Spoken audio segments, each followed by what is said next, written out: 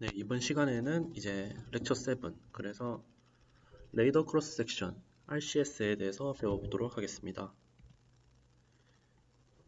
RCS는 타겟에 있을 때 여기 다이어그램에서는 이 타겟에 해당되는 부분입니다.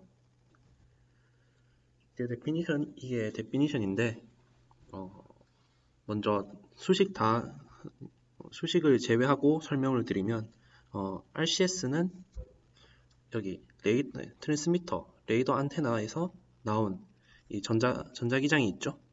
이 전자기장이 전 방향으로 이 방향으로 점점 나아가다가 타겟에 부딪혀서 이제 스캐터 된다고 하죠. 이제 흩뿌리 이제 맞고 다시 돌아올 때 또 전자기장 에너지를 여긴 ES라고 했는데 ES가 있잖아요. 이제 쏜 전자기장 대비 얘가 얼만큼 그 전자기장 에너지를 다시 반사하는지를 나타내는 지표가 바로 레이더 크로스 섹션 RCS예요. 이 RCS 같은 경우에는 이제 레이더 이케이션에서도 이제 RCS가 있었죠. RCS 텀이 있었는데 이 RCS가 수식적으로는 이렇게 정의될 수 있어요. 아까 말했듯이 처음 PDI를 레이더에서 R만큼 떨어진 물체에 입사되는 파워 덴시티, 그리고 PR을 물체에서 반사된 파워라고 할게요. 그러면 PR은 시그마 곱하기 PDI라는 아까 설명한 대로의 수식이 나올 수 있겠죠. 근데 이 PDI 같은 경우에는 트랜스미터에서 R만큼 떨어져 있어요. 그래서 이제 4파이 R제곱만큼의 원래 파워보다 4파이 R제곱만큼 나눠진 값을 가지겠죠. 그러면 이걸 시그마 RCS에 대해서 정리하면 4파이 R제곱 곱하기 PR 나누기 PI로 나타낼 수 있어요. 그래서 나타낸 게 여기 책에서 있는 이제 RCS예요. 여기서 R이 인피니트로 이제 발산하는데 이거는 바빌드를 가정했기 때문에 이렇게 수식에 적어놨어요. 근데 RCS는 레이더가 다 그렇지만 대부분 바빌드를 가정하기 때문에 이렇게 둘 수 있는 거죠. 그리고 이게 첫 번째 의미고 두 번째 의미는 약간 이펙티브한 넓이라는 개념으로 받아들일 수도 있어요. 왜냐하면 유닛이 에어리어이기 때문인데 이거를 잘 생각해 보면 우리 레이더 이케이션에서도 다시 맞고 돌아온 애를 받을 때 여기 안테나의 이펙티브한 에어리아를 곱해주는 텀이 있어요. 그 텀이랑 똑같은 개념이라고 생각하면 돼요. RCS 자체가. 근데 이제 그 레이더 이케이션 같은 경우에는 RCS가 마치 상수인 마냥 그렇게 표기해 놨는데 사실은 상수가 아니에요. 당연히 그렇겠죠. 이게 모든 현실에는 랜덤성이 존재하기 때문에 얘가 맞았을 때 저번 시간에도 얘기했었죠. 그 스캐터링 이제 모델 때문에 플럭추에이션 모델 때문에 스월링 케이스가 총 5개가 있었죠. 1, 2, 3, 4 그리고 스테이셔너리 총 5개가 있는데 그 랜덤이기 때문에 전부 다 달라져요. 그 랜덤성은 이제 저번 시간에 렉처 6에서 다뤘었고 이번 시간에 할 거는 그 랜덤성이어도 평균은 있잖아요. 평균 RCS. 저희의 목표 이제 렉처 7의 포커싱은 그 평균 RCS예요. 역시 RCS는 뭐 이렇게 앞에서 계속 얘기했듯이 다양한 영향을 받아요. 이제 랜덤성이 있는데 얘들이 어떤 영향을 받느냐. 첫 번째로 이제 뭐 바 빌드냐 아니면 뭐 니얼 빌드냐에 따라서 달라지겠죠. 뭐 가까우면 RCS가 가깝거나 멀 때 RCS가 왜냐하면 여기 R텀이 있으니까 달라지겠죠.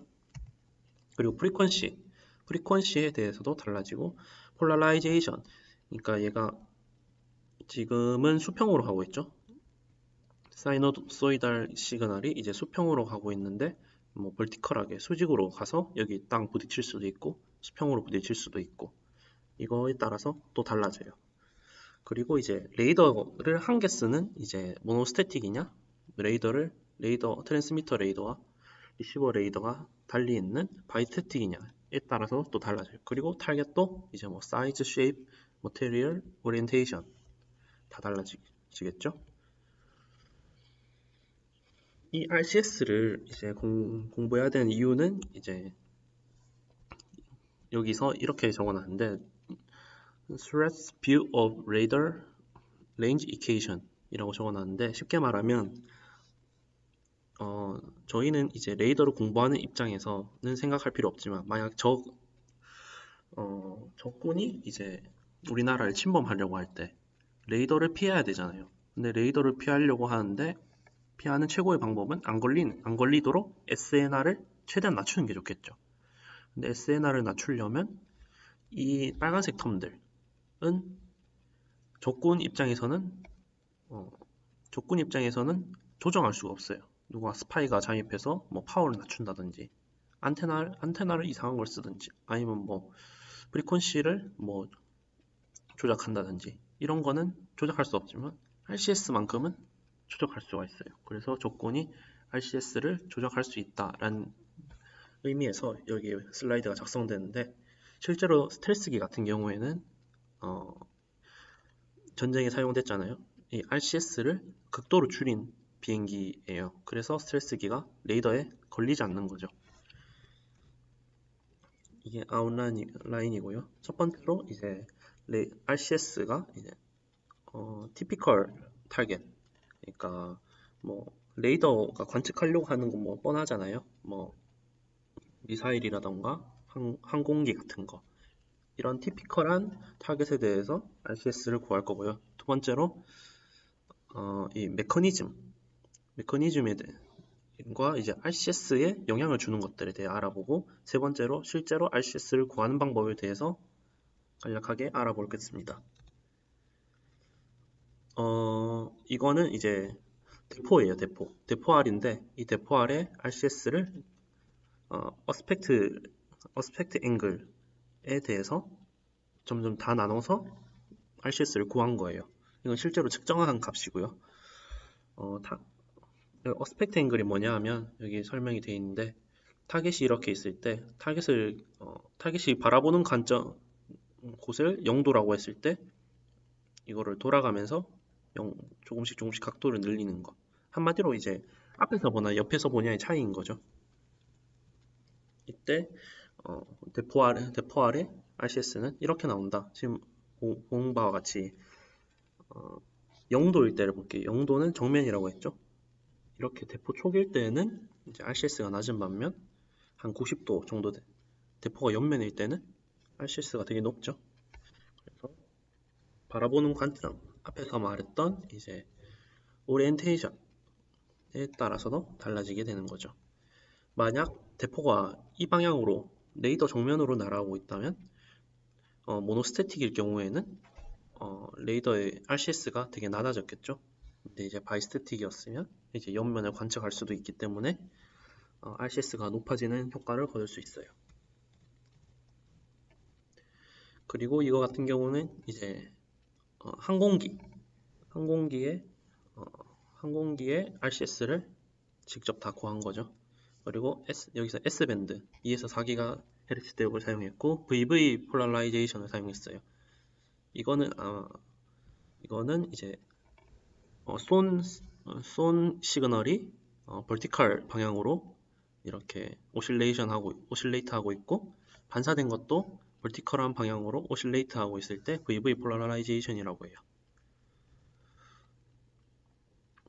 그래서 앞에 두 예시를 통해서 이론적으로 이렇게 얘기할 수 있겠죠. 어스펙트 앵글이 RCS와 의존 관계가 있다.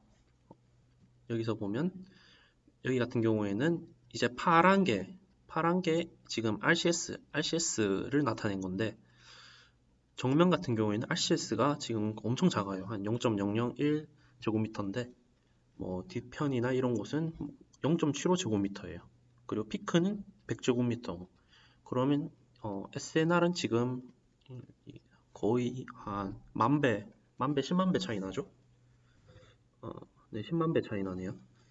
이거는 이제 차이가 엄청난 거죠. SNR이 10만 배면 10의 제곱승이고 10의 마이너스 3승, 10의 5승, 10의 5승 차이면 50dB가 차이가 나는 거예요. SNR이. 그래서 RCS가 꽤 중요한 역할을 담당하고 있다. 여기서도 레이더 A는 0.001제곱미터를 보는데 레이더 B는 0.75제곱미터를 보고 있죠. 그럼 벌써 750배예요. 차이가 엄청나겠죠. 그래서 여기를 이때까지 레이더로 관측되는 주 타겟들, 뭐 미사일이나 뭐 비행기 이런 제트기 같은 것들 전부 RCS를 평균적으로 내서 이렇게 정리를 했어요. 물론 이게 절대적인 수치는 아니겠죠. 아까 앞에서 말했듯이 프리퀀시, 그리고 모노스태틱이냐 바이스태틱이냐, 그리고 폴라라이제이션 이런 것들이 다 영향을 주기 때문에 절대적이진 않지만 비교적으로 비교한 걸로 나타낸 거예요. 이제 제트기를 1이라고 뒀을 때. 두 번째는 이제 컨트리뷰터에 대해서 알아보겠습니다. 먼저 이거는 로켓인데 로켓에 영향을 주는 건 어떤 게 있는가에 대해서 세 가지로 구분할 수 있어요. 스트럭처럴, 구조적인 게 있고요. 아비오닉스, 그래서 항공전자공학이라고 해서 전자적으로 뭐 어떤 영향을 주는 게 있을 테고, 프로펄션, 그래서 추진기 막 연료 주입구라던가 연료 인렛, 아니 연료 분사구 이런 것들이 영향을 줄 수 있다 정도로 알아두시면 되고요. 그리고 싱글 프리퀀시랑 멀티 프리퀀시에 대해서 RCS 계산법이 좀 달라요. 싱글 프리퀀시 같은 경우에는 먼저 사이너소이달 웨이브를 한번 딱 쏴보고 얘가 이제 sequentially in time, 시간에 따라서 순차적으로 쏘고 업데이트를 EM 빌드를 이제 업데이트하고 이걸 통해서 스테디 컨디션을 만족할 때까지 업데이트를 하는 거예요. 그래서 최종적으로 앰플리튜드와 페이지를 계산하는 거죠. 근데 이제 멀티플 프리퀀시 같은 경우에는 가우시안 펄스라고 하는 이제 가우시안 말 그대로 가우시안 모양의 펄스를 쏩니다. 타겟으로. 그리고 이제 일시적인 리스폰스를 계산한 다음에 프리 트랜스폼을 사용해서 결과를 얻고 그걸 통해서 이제 앰플리튜드와 페이지를 얻는 방식이죠. 그래서 여기는 이제 어떤 타겟이 있을 때 메커니즘, 스캐터링이 어떻게 일어나는지 메커니즘을 볼 수 있는데 여기서 다 그냥 이렇게 딱 맞고 돌아가는데 이렇게 뾰족한 부분들이 있죠. 이렇게 뾰족한 부분만 이렇게 스캐터링이 되는 걸 알 수 있어요. 그래서 스캐터링이 되면 어떤 효과가 일어나는지 뭐 앞에서 예시를 보면 알겠지만 대충 예측할 수 있겠죠. 스캐터링 되면 약간 파워가 줄어드는 걸 알 수 있어요. 왜냐하면 얘는 파워가 여기 맞고 여기 돌아가는데 얘는 사방으로 퍼지잖아요. 그래서 뾰족한 부분이 RCS가 좀 낮다라는 이제 추론을 할 수 있는 거죠. 얘도 이제 C29라는 에어크래프트를 RCS를 구한 겁니다. 이제 RCS를 예측할 건데 예측하는 법에는 두 가지가 있어요. 메저먼트랑 이제 theoretical calculation이라고 해서 아예 그냥 대놓고 측정해 버리는 거죠. 얘가 RCS가 얼마인지 EM 웨이브를 쏴서 반사되는 걸 측정해서 여기 RCS는 이거네 를 구하는 거고, 이제 이론적으로 계산하는 방식이 있어요. 이거는 이제 나중에 알아볼 거고, 먼저 메저먼트 할 때는 풀 스케일 메저먼트 그리고 스케일드 모델 메저먼트 이렇게 두 개가 있는데, 풀 스케일은 딱 그림만 봐도 나오죠. 아예 그대로의 모양을 우리가 측정하고 싶은 미사일을 측정하고 싶다. 그럼 미사일을 그대로 올려놔서 EM 웨이브를 쏴보는 거예요. 그리고 스케일드 모델 메저먼트는 이거는 너무 크잖아요. 이거 하면 돈이 얼마예요? 이거 그대로 갖다 놓고 하면 돈이 얼마예요? 중장비 같은 것도 다 필요할 텐데 또 미사일이니까 또 조심해야 되잖아요. 근데 얘는 그럴 걱정 없어요. 작은 모델을 사용하는 거죠. 대신 뭐 재료, 물질 같은 거, 머티리얼 같은 거 다 똑같은 거 써야겠죠. 그래서 풀 스케일 모델, 실제 모형 그대로 측정하는 건데, 얘를 공중에 있을 때 얘가 전투기니까 공중에 있을 거잖아요. 공중에 있을 때 측정해야 되는데, 그걸 높이를 맞춰주려고 파일럿이라고 하는 걸 파일럿에 딱 올려서 측정해요. 이때 파일럿은 당연히 결과에 영향을 주지 않는 그런 재질을 사용해야겠죠. 그래서 실제로 나오는 RCS 수치입니다. 이건 직접 수치를 구한 거고, 보면 알겠지만, 여기서도 알겠지만 뭐 0도보다 90도 근처가 훨씬 더 높죠. 그래서 또 한 번 이제 툭 튀어나온 곳은 좀 안 좋구나 알 수 있는 거죠. 이거는 이제 특정 방법인데, 여기서 안테나가 EM 웨이브를 쏘면 리플렉터 두 개를 둬서 이렇게 플레인 웨이브를 쏘는 거죠. 이렇게 반사시키는 이유 혹시 아시겠어요? 반사시키는 이유는 플레인 웨이브를 만들기 위해서인데, 이거는 앞에 전자기학 시간에 배웠으니까 넘어가도록 할게요. 그래서 이렇게 측정합니다. 그리고 스케일드 모델 메저먼트, 얘는 이제 소형으로 이렇게 이만한 항공기를 이렇게 줄여서 만드는 거죠. 스케일 벡터, 여기서도 스케일 벡터를 이용해서 줄어든 모델을 사용하는데, 크기만 줄어든 게 아니고, 크기가 줄어들었으면 크기도 줄이고 웨이브랭스도 줄이고 프리퀀시도 줄이고, 이런 스케일들을 다 곱해줘서 최종적으로 이렇게 S제곱만큼 나눠진 RCS를 구할 수 있는 거예요. 이게 theoretical calculation인데,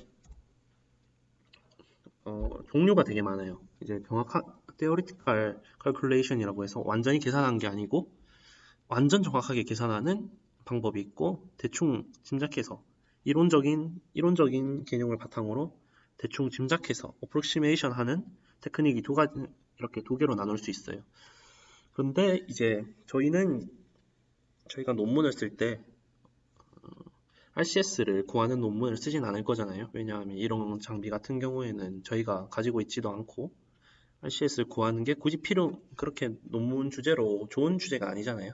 저희가 원하는 건 웨이브폼을 만든다거나, 아니면 이제 요즘에 제가 연구하고 있는 커뮤니케이션이랑 레이더를 동시에 사용하는 그런 게 저희의 이제 그 연구 주제지, 이 RCS를 어떻게 구하냐는 그냥 정확하게 알 필요는 없기 때문에 대충 하고 넘어갈 거예요. 그리고 애초에 되게 지식을 많이 요구하거든요. 이 전자기학에 대한 지식이. 그러니까 양자역학도 좀 알아야 되고 해서 그건 이해시키는 것도 힘들고 제가 이해하기도 힘드니까 좀 짧게 하고 넘어가겠습니다.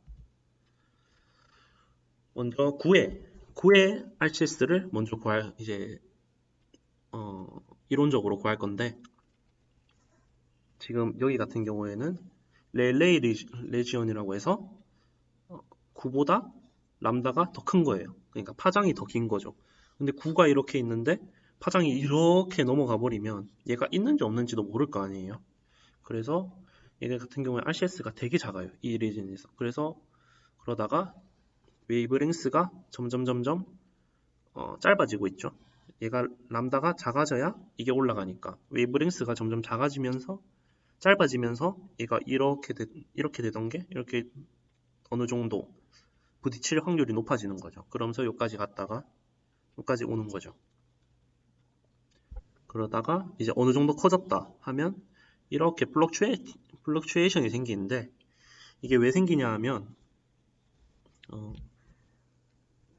이렇게 가서 부딪히는 건 문제가 없는데, 얘가 이렇게 이런 식으로 가다가 휙 하고 돌아가는 전자기파가 생겨요. 그래서 이게 무슨 말이냐면, 이렇게 가는 애가 있고 이렇게 휙 둘러서 가는 애가 생기는 거예요. 이거를 이제 크리핑 웨이브라고 해요. 이 크리핑 웨이브가 이렇게 돌아서 생기는데, 이렇게 짧게 가는 거랑 이렇게 돌아가는 거랑 차이가 있겠죠. 어떤 차이가 있을까요? 당연히 거리가 차이가 나겠죠. 얘가 진행한 거리. 그래서 이렇게 간 애는 생각보다 거리가 짧고 이렇게 돌아간 애는 이만큼 더 돌았잖아요. 그러면 이제 웨이브가 더 돌았으면, 그러니까 레인지를 더 많이 갔으면 어떤 효과가 생길까요? 바로 페이지 시프트가 달라지겠죠. 페이지 시프트가 달라지면 이제 이 페이지가 이렇게 돌아왔을 때 이 바로 받고 돌아온 애랑 이렇게 돌아가는 크리핑 웨이브랑 만났을 때 앞에 시간에도 했지만 인터피어런스가 생기겠죠. 이제 이게 컨스트럭티브하게 될 수도 있고 디스트럭티브하게 될 수도 있어서 이렇게 꼬물꼬물 거리는 거죠. 그러다가 크리핑 웨이브가 안 생기는 구간까지 돼요. 왜냐하면 파장이 너무 짧아서. 크리핑 웨이브는 파장이 이 정도, 여기 레저넌스 구간에만 생겨요. 정정할게요. 레저넌스 구간 말고도 이 뒤에 구간에도 생기게 돼 있어요. 파장이 길 때 생기는 거예요. 그럼 파장이 되게 짧은 옵티컬 리지언에선 이렇게 일정한 RCS가 나옵니다. 그래서 이걸 통해서 RCS를 구하는 거예요. 뭐 이렇게 있지만 저희는 당연히 옵티컬한 리전을 많이 사용하겠죠. 그리고 뭐 실린더, 플랫 플레이트, 평평한 거나 막대기, 콘, 그리고 얘는 이제 로켓 끝에 보면 이렇게 좀 둥글둥글하게 돼 있는 그런 애들이고요. 그래서 컴플렉스 타겟 같은 것도 이제 테오리티컬하게 구할 수 있다.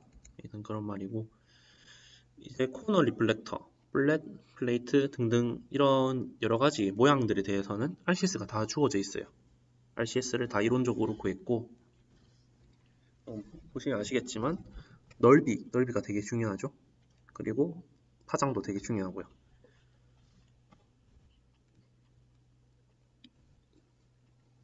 이제 앞에까지 배웠던 내용의 정리인데, RCS calculation은 일단 이런 식으로 정의를 했고, 이제 들어간 이제 입사한 일렉트릭 필드 대비 얼마나 반사하느냐의 비율로 RCS를 정의했습니다. 이제 우리가 해야 될 건 RCS를 이론적으로 구하는 건데, 당연히 맥스웰 이케이션이 사용되겠죠. 왜냐하면 이거는 전자기장을 쏘았다가 다시 받는 거니까 맥스웰 이케이션이 아주 절대적으로 작용할 거예요. 근데 어려워요. 엄청 어려워요. 엄청 어렵고 뭐 이론마다 다 쓰는 방식이 다르기 때문에 이해하기가 좀 힘들겠죠. 이 맥스웰 이케이션이 이제 복습 개념으로 넣어놓은 건데, 이 폼들만 알고 있으면 돼요. 이론적인 거는 2단원에서 했기 때문에 이런 폼들만 알고 있으면 됩니다. 그리고 뭐 이런 것도 있고 바운더리 컨디션도 했었죠. 이제 스캐터링 매트릭스라고 했는데, 스캐터링 매트릭스가 뭐냐 하면 간단해요. 이거는 되게 간단한데, 리니어 폴라라이제이션일 때, 즉 여기 뒤에 제가 설명을 붙여놨는데, 리니어 폴라라이제이션, 그래서 웨이브가 단순하게 위아래로 움직인 걸 리니어 폴라라이제이션이라고 해요. 서큘러랑 일립티칼은 이제 2단원에서 했었죠. 이거 넘어가고 우리는 이제 리니어 폴라라이제이션만 다룹니다. 그래서 리니어는 이제 이제 버티컬과 홀라이즌밖에 없어요. 이제 버티컬과 홀라이즌에 대해서 얘들이 다 에너지를 가지고 있겠죠. 이제 이 에너지에 대해서 얘들이 얼마만큼 영향을 받느냐를 스캐터링 매트릭스라고 해요. 그래서 여기 제가 정리해 놓은 거 보면 이 V 같은 경우에는 이 SVV, 그러니까 벌티컬로 들어와서 벌티컬로 나가는 애죠. 이제 오른쪽 게 들어간 거고 왼쪽이 나가는 거예요. 그리고 이렇게 곱해지니까 SVH, 홀라이즌으로 들어갔다가 벌티컬로 나가는 애들은 홀라이즌이 이렇게 들어간 거죠. 이런 식으로 다 계산할 수 있어요. 이런 개념이에요. 그래서 RCS를 이런 식으로 구할 수 있다. 이 S 값에 따라서 구할 수도 있다. 되게 단순하죠? 이건 되게 단순한 개념이고요. 이제 실제로 RCS를 구합니다. 첫 번째로 Finite Difference Time Domain, FDTD인데 얘는 맥스웰 이퀘이션의 디퍼런셜 폼을 푸는 방식이에요. 얘가 이제 RCS를 구하는 정확한 방법이고 디퍼런셜 폼을 푸는 거예요. 맥스웰 이퀘이션에. 근데 그래서 이거를 풀어서 디퍼런셜 이퀘이션을 디퍼런스 이퀘이션. 그러니까 이걸 원래 이거는 미분 방정식인데 미분 방정식을 이제 차 방정식이라고, 이 정확한 이름은 잘 모르겠는데 차로 나타내는 거죠. 이거는 이제 렉탱귤러 코디네이터의 아주 쉬운 예시인데 이것들 전부 다 이거 그 맥스웰 이퀘이션의 디퍼런셜 폼을 그냥 풀어놓은 거예요.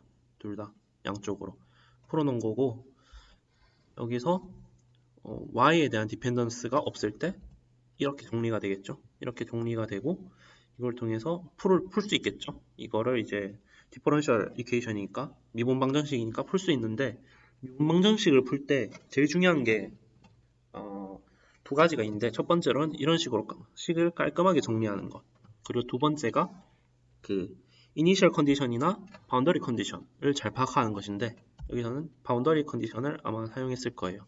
일단 볼게요.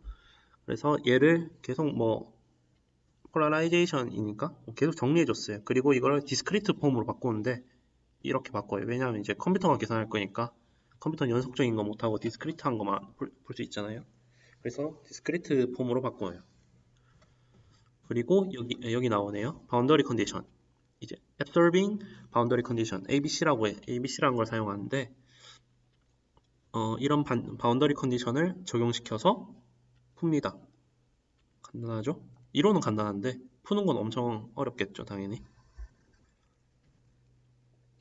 이거 앞에 설명했던 대로 싱글 프리퀀시랑 멀티플 프리퀀시가 따라서 컬큘레이션이 다른데, 다시 한번 되짚어주면 일단 사이너소이드를 쏘고 이제 컴퓨테이션을 진행해요. 그래서 스테디 스테이트가 리치될 때까지 계속 쏘는 거예요. 계속 쐈다가 이제 앰플리튜드랑 페이지를 측정하는 거죠. 그리고 멀티플 프리퀀시일 때는 가우시안, 아까 말했던 대로 가우시안 펄스를 사용하고 트랜지엔트 리스폰스, 계속 리스폰스를 계속 구하는 거예요. 그리고 FFT 적용하고 RCS 구하는 거죠.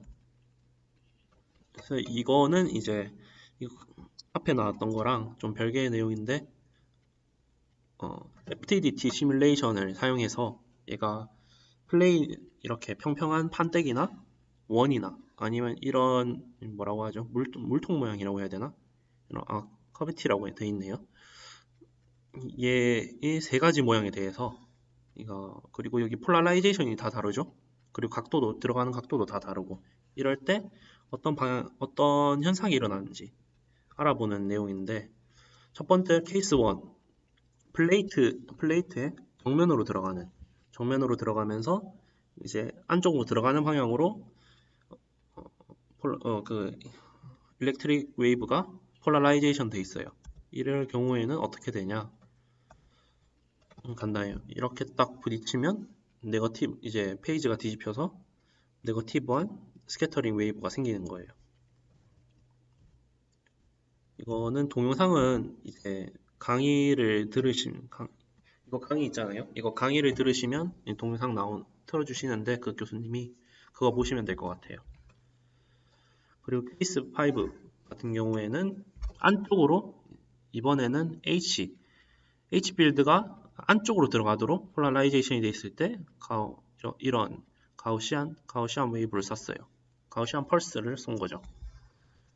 이때는 이렇게 보면 반사되는데 지금 보면 알겠지만 이렇게 똑같은 애들이 가죠. 그러니까 얘가 플러스면 똑같이 플러스가 반사되죠. 아까는 마이너스가 반사됐었는데 이런 차이가 있겠죠. 폴라라이제이션을 어떻게 하느냐에 따라서.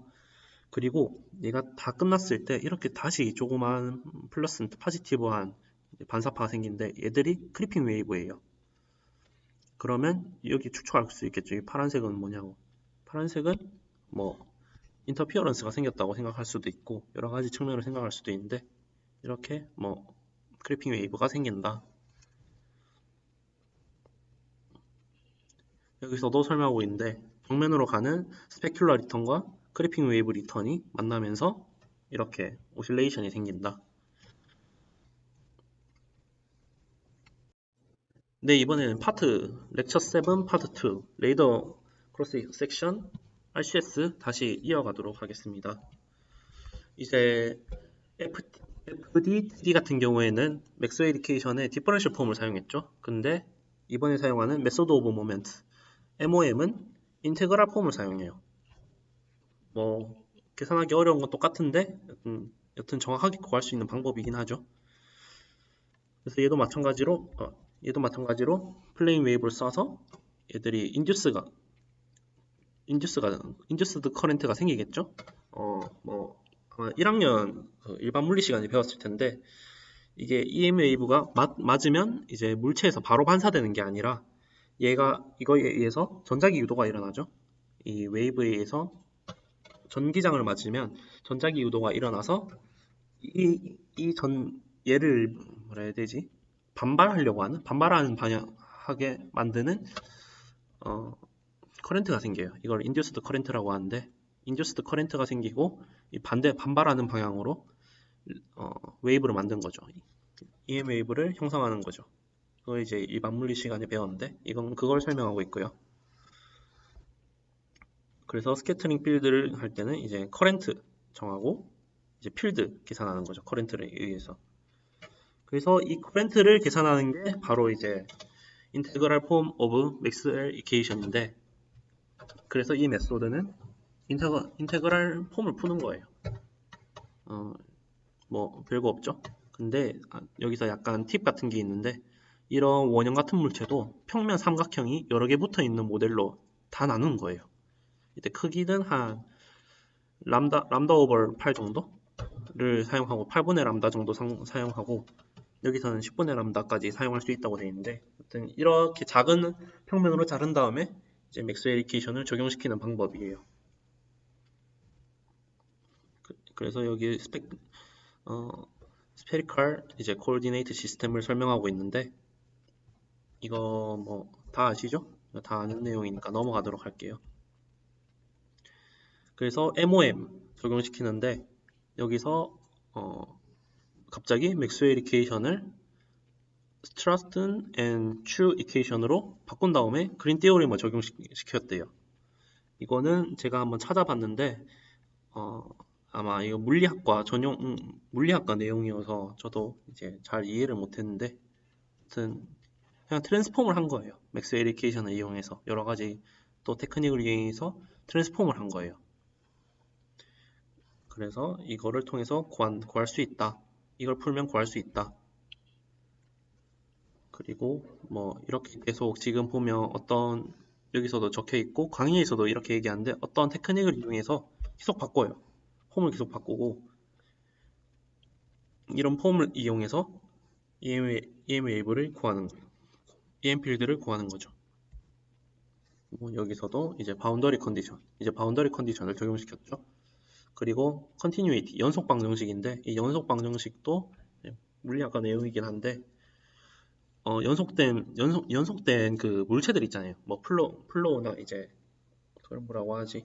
유류라고 하나요? 유류계의 이제 연속적인 행동을 이퀘이션으로 만든 거예요. 이거 구글링해 보면 쉽게 찾을 수 있고요. 그래서 두 개를 이렇게 나타낼 수 있다. 그래서 계산하는 과정인데 인테그랄 이퀘이션을 아까 말했던 뭐 이런 여러 가지 연산을 통해서 알지브라 이퀘이션으로 바꿀 수 있어요. 그리고 커런트 덴시티를 이제 매트릭스 알지브라를 이용해서 매트릭스 꼴로 나오겠죠, 당연히. 이거 다 외적하는 거니까 매트릭스 꼴로 나오고 그리고 커런트 덴시티가 아니까 우리는 쉽게 RCS를 구할 수 있는 거예요.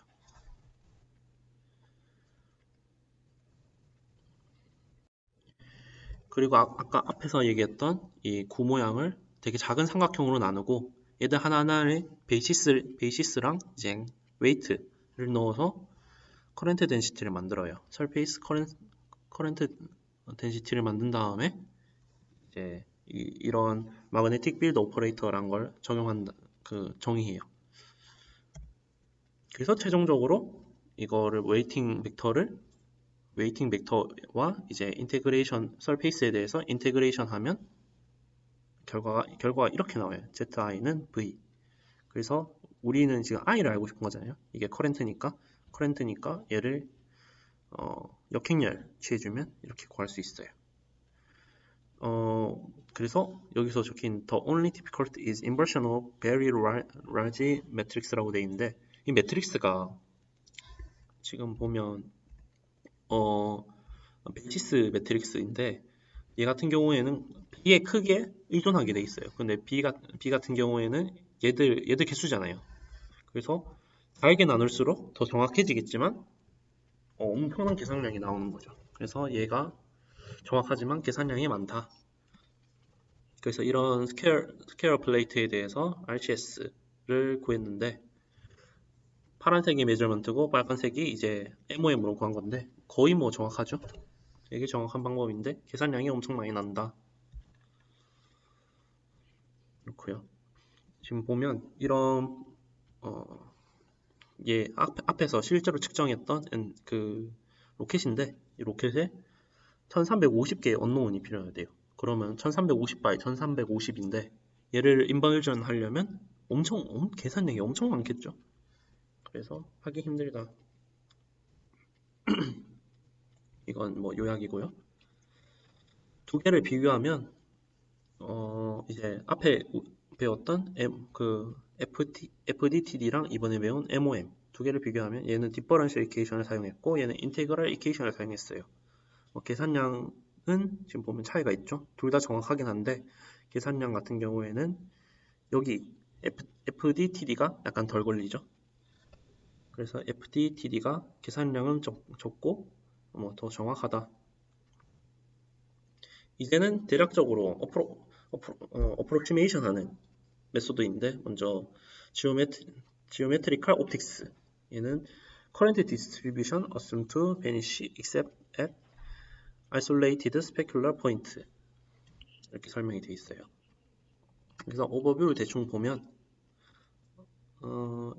이제 옵티컬 리전에 대해서만 이제 한정을 지어놨어요. 타겟 사이즈가 그래서 파장보다 훨씬 크다 라고 되어 있을 때 이 스페큘러 포인트라는 걸 정의해서 이걸 사용하는 거예요. 이 스페큘러 포인트는 이거는 이제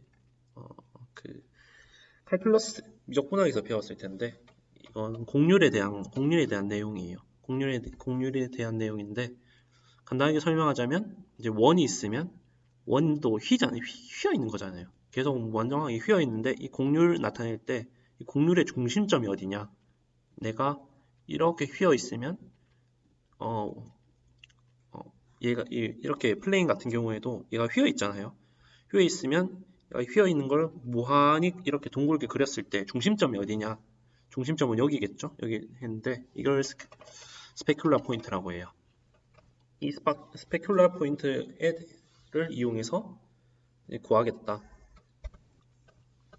그래서 여기서 지오메트리 옵틱스 나타냈는데 이렇게 파장이 들어가면 여기까지가 스페큘러 포인트예요. 여기까지를 스페큘러 포인트라고 하고 정의했을 때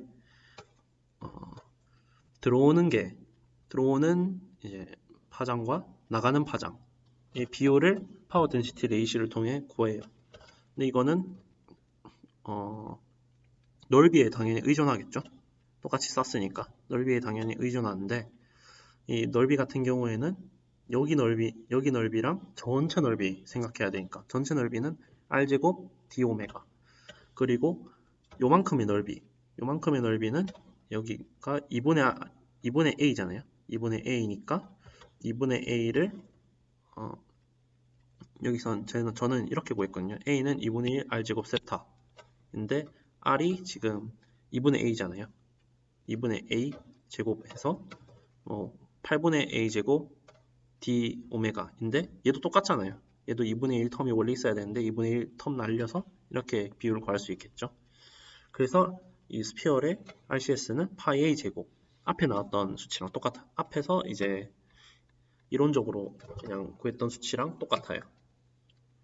근데 이거를 어프록시메이션에서 레디어스 오브 커베처랑 커베처가 이렇게 람다1, 람다2라고 로1, 로2라고 했을 때 이렇게 파이 로1, 로2로 계산할 수 있다.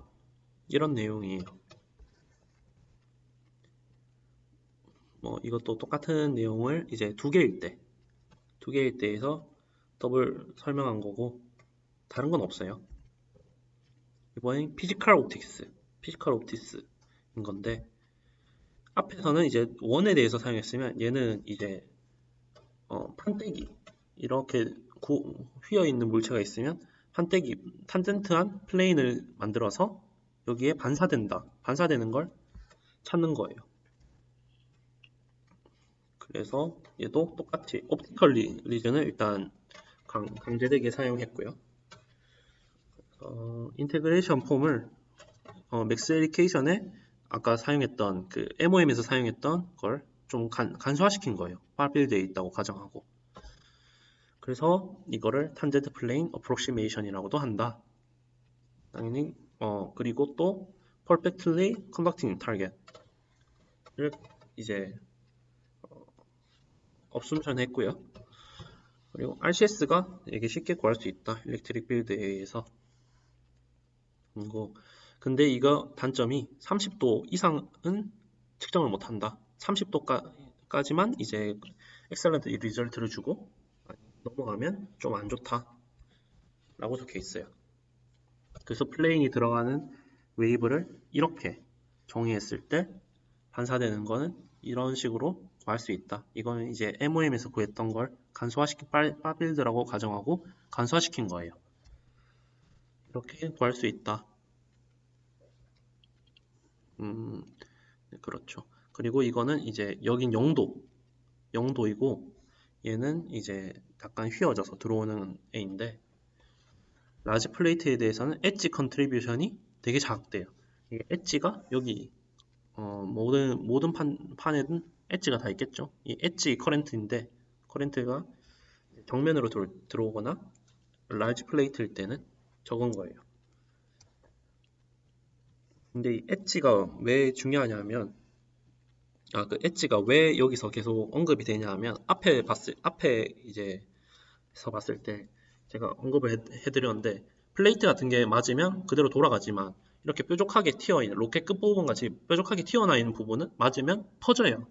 그래서 퍼져서 그런 현상을 제대로 잡아낼 수 없는 거죠. 왜냐하면 얘는 이 피지컬 옵틱스라는 것 자체가 어프록시메이션이기 때문에 이렇게 탄젠트한 플레인이 있다고 생각하고 반사되는 거를 가정했는데 이거 그냥 다 퍼지잖아요. 지금 스캐터링 하니까 그 뾰족한 부분 같은 경우에는 당연히 이 어프록시메이션에 안 맞겠죠. 그래서 네, 그런 내용입니다. 그래서 여기서도 보시면 아시겠지만 이렇게 세타가 있을 때 얘는 애초에 가정을 하기를 탄젠트 플레인이 있다고 생각하고 했는데 이 각도가 점점 줄어들면 탄젠트 플레인을 가정을 할 수 없기 때문에 점점 정확도가 떨어지게 되죠. 30도를 기준으로 갑자기 혹 떨어지는 경향을 볼 수 있어요. 그러면 이렇게 로켓같이 툭 튀어나온 부분은 어떻게 하냐? 어떻게 측정을 해야 될까? 정확하게 측정하려면 FDTD나 MOM으로 측정하는 게 제일 좋겠지만 이거 시간 너무 많이 걸리잖아요. 그래서 어프록시메이션을 사용하는 건데 그렇게 툭 튀어나온 부분, 로켓에 툭 튀어나온 부분은 그 어프록시메이션 하기 힘드니까 나온 게 이제 밑에는 GTD랑 PTD 디프렉션을 사용한 방법이에요. 그래서 이 같은 경우는 레이 트레이싱 메소드인데 레이 트레이싱 메소드가 뭐냐 하면 그냥 빛을 쏴요. 이렇게 빛을 쐈을 때 얘가 어디로 나올지를 그냥 말 그대로 트레이싱 하는 거죠. 얘가 여기 어떤 판에 대해서 빛을 쐈을 때 당연히 입사각 반사각에 의해서 나오잖아요. 그 빛을 정확하게 추측하고 계산하는 방식이에요. 그래서 이제 디프렉티드 필드 이런 엣지 같은 곳에서 어떻게 나오는지 경향을 지오메트릭하게 하는 건데, 레이가 impinging on 엣지나 콘, 그러니까 엣지나 앞에서 말했듯이 엣지나 콘에 레이가 이제 뭐 EM 웨이브 같은 게 쏘아졌을 때 디플렉티드 레이가 제너레이트 되죠. 이런 방식으로 이렇게 들어가면 다 퍼진다고 했었잖아요. 다 퍼지는 방향으로 이렇게 이걸 디프렉티드 레이라고 하는 거죠. 얘가 된다고 가정을 해놨어요. 앵글은 베타라고 했고요. 앵글은 베타라고 했고, 뭐 여기 x랑 y 이런 식으로 해서 최종적으로 이렇게 나온다는데, 뭐 감마는 이제 다이버전시 벡터라는 게 되고, x랑 y도 다이버전시 벡터인데 뭔지를 안 알려주네요. 여기서는. 여튼 이런 식으로 나올 수 있다는 걸 이제 어프록시메이션 한 거죠. 그리고 최종적으로 이 레이 트레이싱이라는 게 앞에 말한 것처럼 이런 크리핑 웨이브나 뭐 이렇게 리플렉션 되는 거나 이 디프렉션 되는 거 이런 걸 다 더한 거예요. 다 예측하고 이런 게 다 있을 것이다 하고 예측하고 다 더한 게 이제 레이 트레이싱이에요.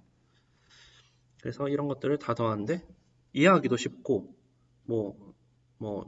딱 보기에도 간단하잖아요. 이런 것들 다 보기 간단한데 컴플렉스 타겟에 대해서는 당연히 쓰기 힘들겠죠. 당연하잖아요. 왜냐하면 이제 앞에서 얘기했던 지오메트릭 이제 GO 같은 경우에는 이런 구에 대해서 성립하지만 당연히 얘가 볼록볼록 튀어나온 것도 있고 동그란 면도 있고 이런 뭐 전투기 같은 경우에는 쓰기 힘들겠죠. 되게 특이하게 생긴 애들한테는 근사이기 때문에. 그리고 PTD보다 에큐러시가 더 많이 필요하다. 네.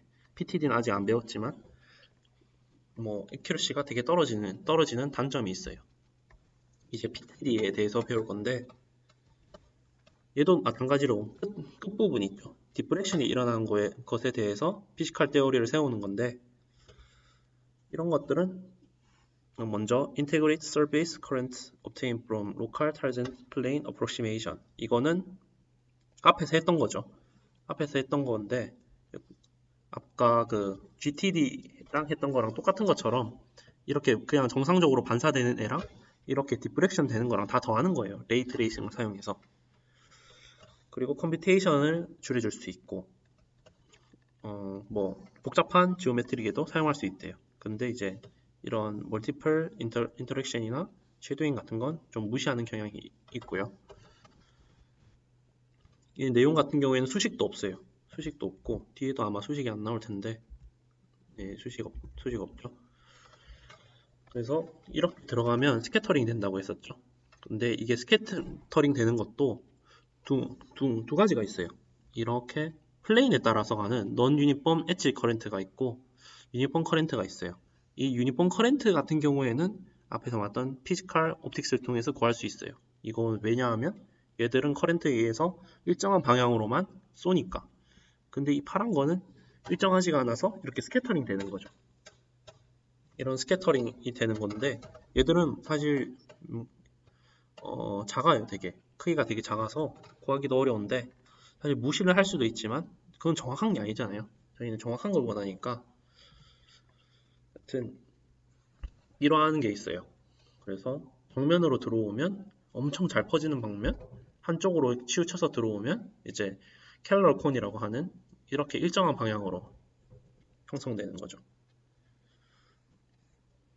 이거는 왜 이런 현상이 일어나느냐 하면 엣지 커렌트 컨트리뷰션이 서로 컨스트럭티브하게 어디션이 돼서 그래요.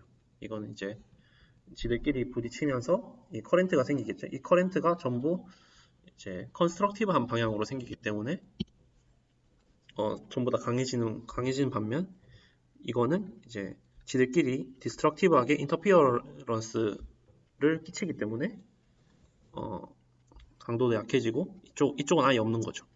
이쪽 방향은 아예 안 생기고 킬러콘을 형성하는 거죠. 그래서 이것도 앞에 말했던 거랑 계속 똑같은 내용인데 이게 전류가 이렇게 들어왔는데 지금 보면 폴라라이제이션이 지금 다르죠. 폴라라이제이션이 얘는 그림 안쪽으로 들어가는 방향이고 얘는 이렇게 나오는 방향이에요. 이때 두 가지의 차이점을 알 수 있는데 얘가 이렇게 들어가면 지금 그림에 보시듯이 인듀스드 커렌트가 안 생겨요. 그렇겠죠. 왜냐하면 이렇게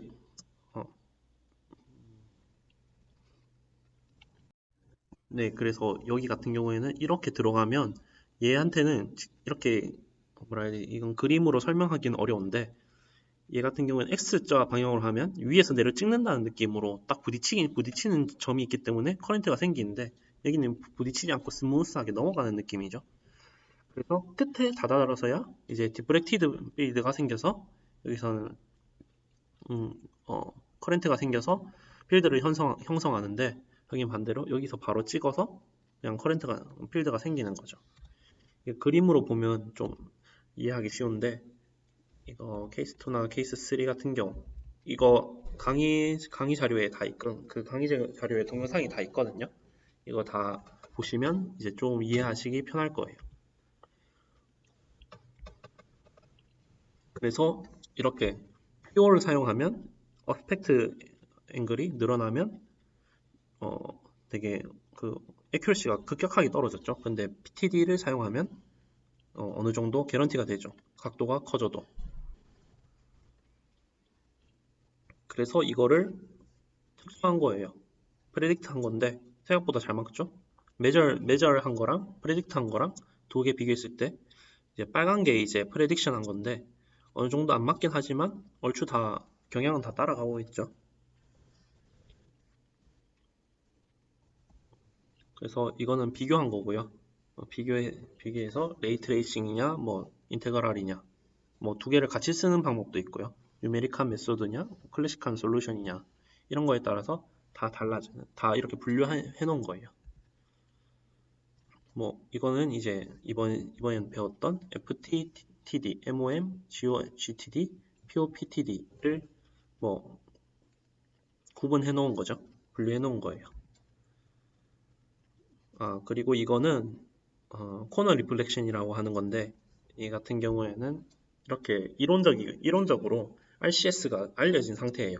RCS가 이렇게 4파이 A 제곱 오버 람다 제곱 이렇게 정해져 있는 건데 얘를 통해서 이제 그거 한 칼리브레이션이라고 하죠. 이제 레이더를 맨 처음 켰을 때 얘를 쏘면서 이제 테스트 타겟으로 사용하는 거죠. 말 그대로 이제 레이더가 지금 정확하게 측정을 하고 있는지 이 RCS가 주어진 RCS를 정확하게 구하고 있는지 레이더를 테스트하는 거죠. 네, 이것으로 이제 7단원 RCS 마치도록 하겠습니다.